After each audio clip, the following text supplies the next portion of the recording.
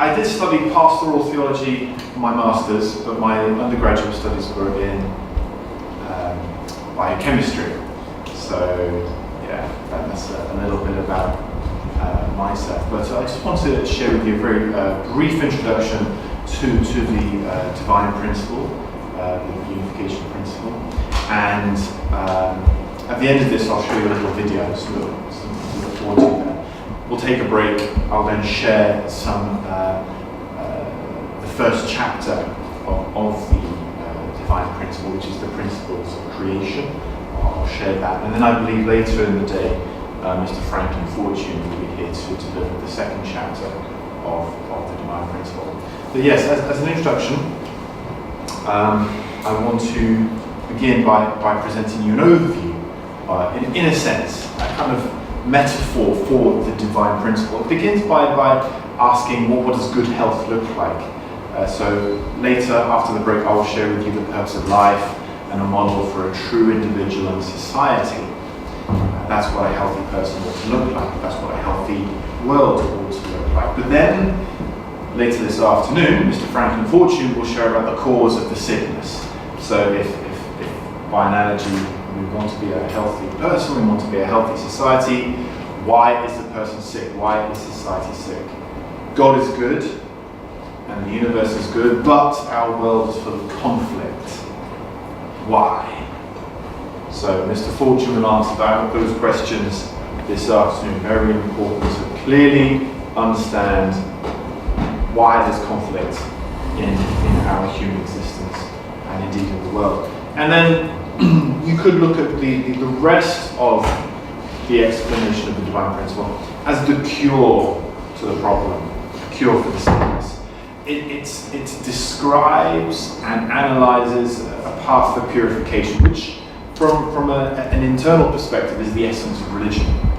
That's what all religious communities around the world see themselves as doing, taking broken, fallen human beings and helping people to purify themselves, recognizing that there's something wrong with us, something dirty with us which needs to be cleaned, something broken which needs to be healed. And so this is a transformation, which one way of looking at this transformation is by seeing an evolution from selfishness to living for God and living for others.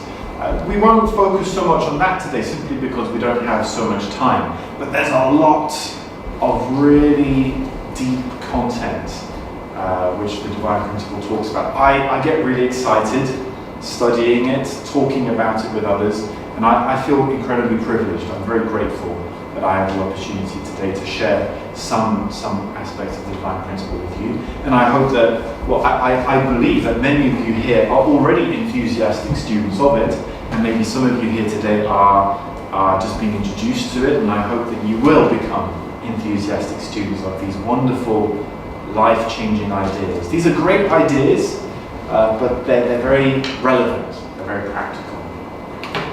So, as a general introduction, we can say that everyone is struggling to attain happiness and avoid misfortune. How then does happiness arise? People feel joy when our desires are fulfilled. But the problem is, it's not always clear whether our desires are for good or for evil. Stuff which is not good. Some desires result in injustice. And these desires don't come from our original mind. This is coming from our brokenness. So the starting point of all problems, and hence the solution to all problems, is me. Yeah. What kind of person am I? And when we look at ourselves, we can consider that within myself there is, like I said, an original mind, which pursues goodness, which leads to happiness. But we also have within ourselves what we can call an evil mind. Now that sounds very, very drastic, doesn't it? But let's call it an evil mind. Let's call it for what it is. Because ultimately, this is pursuing things which leads to evil. And that leads to misfortune. Let's call it what it is. There is an awful lot of evil in the world. We don't want to turn a blind eye to it. it's disturbing to think that the kind of evil monsters that we see in society that make up the headlines in our newspapers, once upon a time they were cute little babies with so much potential for good, and yet somehow along the path of growing they got ruined along the way. So it's a real thing, as much as this kind of language exists. We don't like hearing that kind of language, do we?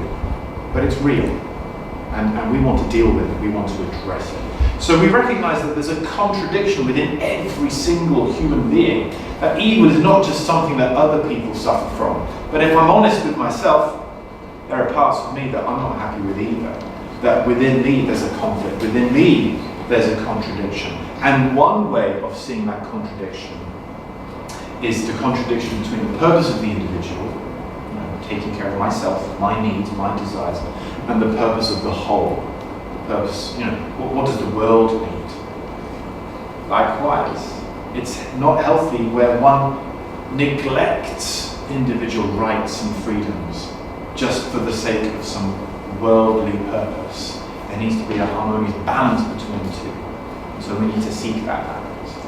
So true happiness emerges when we find happiness both in the spiritual dimension and in the material dimension.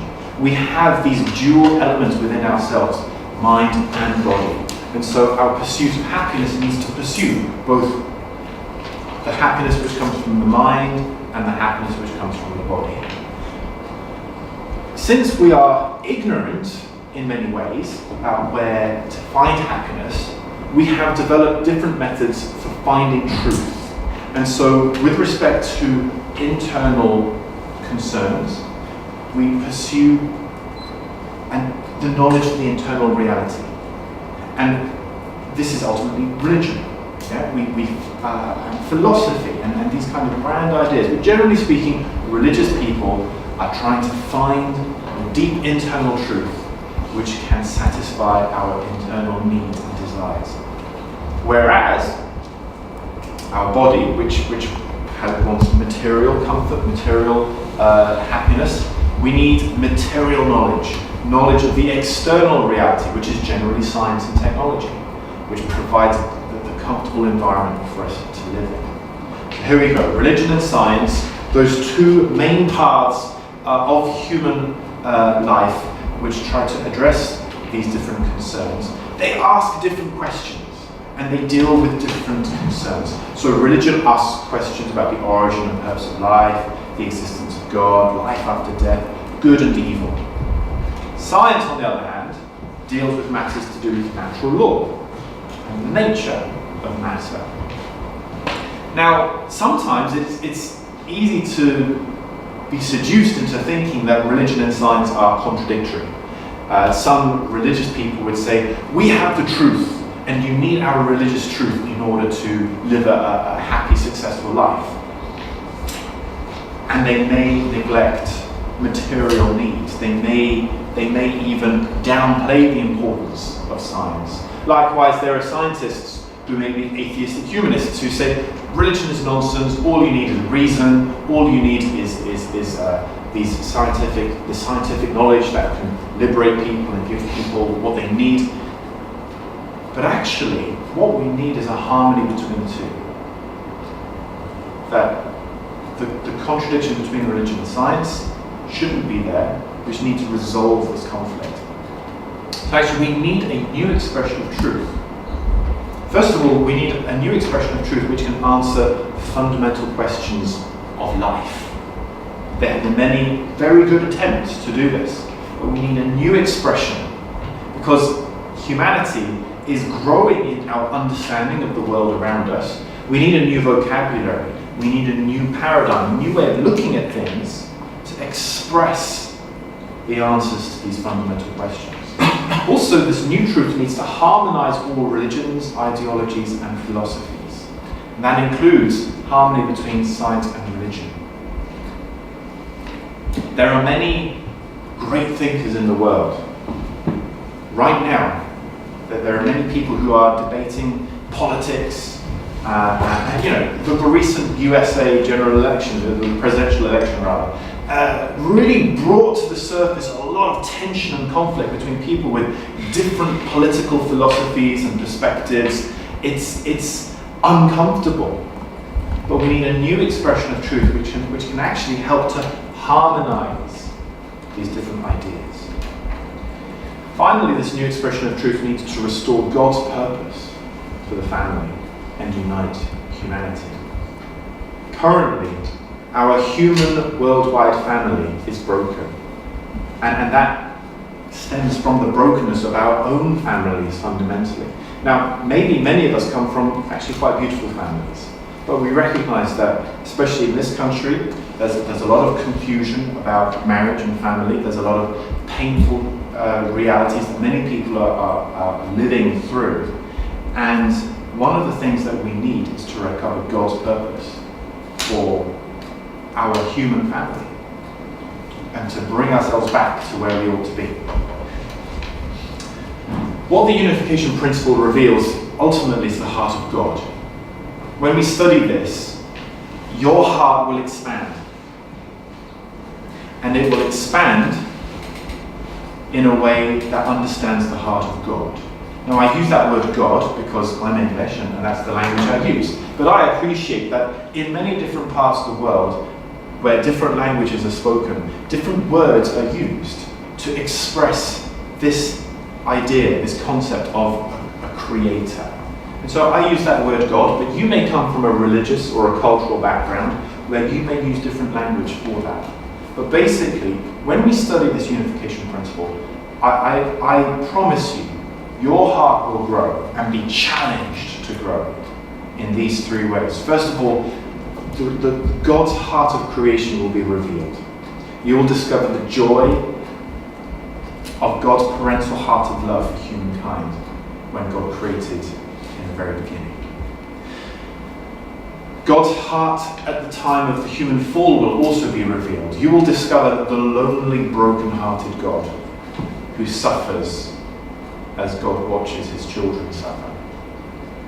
And also you will discover God's heart of salvation. So God is not satisfied with the way things are. God wants to restore things, and so that requires forgiving love, determination, even a readiness to sacrifice those whom he loves. If we see the history of God manifested in human history, we always see God sacrificing those closest to God for the sake of others. So as we go through this journey of studying together, we'll discover these aspects of the heart of God. This unification principle was revealed to Sun Myung Moon, who is the founder of the unification community and the founder of the Family Federation and also the founder of CARP. So when we say that this was revealed, what do we mean by that? We mean intuitive discovery, meetings with key figures in spirit, combining both revelation and reason, and also tearful prayer and intense study. So as a young man, Sun Myung Moon went on an incredible journey. And based on the conclusions he drew to, he then dedicated his entire life to basically promoting peace. Peace within the individual, peace in the family, peace in his nation of Korea where he came from originally, peace in the world. In fact, Sun Myung Moon passed away a few years ago. He was born in 1920, but he passed away in 2012. And his whole life was dedicated towards creating a community of peace which can propagate these ideas and put them into practice. There you can see various photographs of Sun Myung Moon throughout his lifetime. And there's a picture of him together with his wife just after they got married on the left, and more recently on the right-hand side. And his wife, Hak Han Moon, continues to lead the community that has been created to share these ideas and put them into practice, to create a world of peace and unification.